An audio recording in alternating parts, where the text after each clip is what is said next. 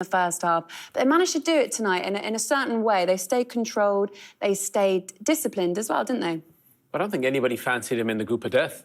You know, obviously they had Newcastle, PSG and AC Milan. I don't think anybody, they were the weakest team in that group.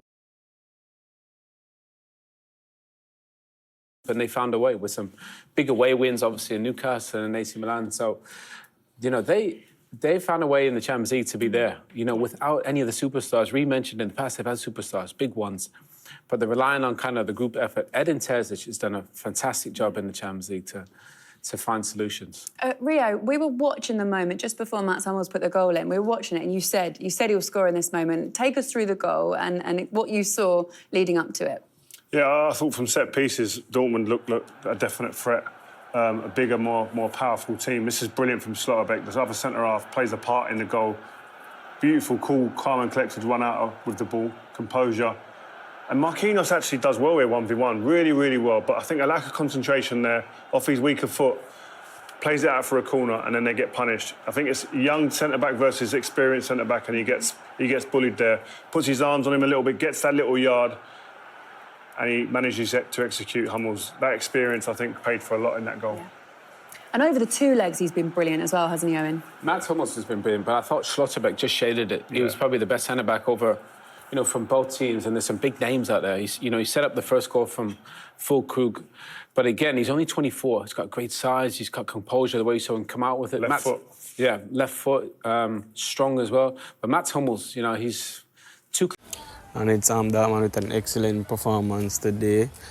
1-0 victories in both legs, and Dortmund will advance to the UEFA Champions League final. Let me know what you guys thought about the performance.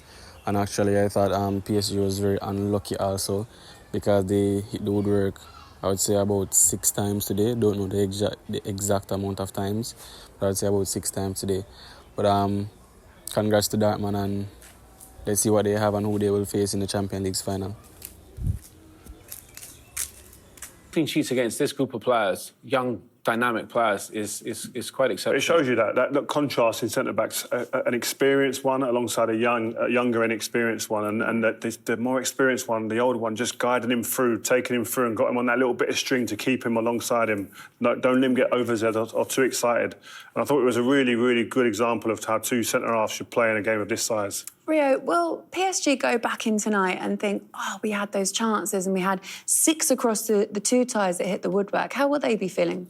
Yeah, I think they'll feel a little bit hard done by in that sense. When you hit the woodwork that many times, you think, you know what, it maybe wasn't meant to be for us, but I think that's a good chance they've got to score. I thought that their finishing was probably the biggest letdown for them over the 2 legs. They had some decent chances over the 2 games. They wasn't clinical enough. Ramos should have scored that one before, shouldn't he? Yeah, 100%. I mean, and the others are more pot shots and speculative shots from outside the area, which are different. But when you get inside the penalty box and things are dropping down, even the header there, not on target at all, this is a very good chance for someone of his standard, Kylian Mbappe, who I thought was really quiet over both legs. But Dortmund played him really, really well.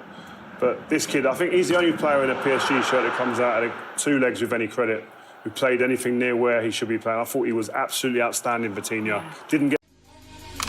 Maybach music. Can anybody out there,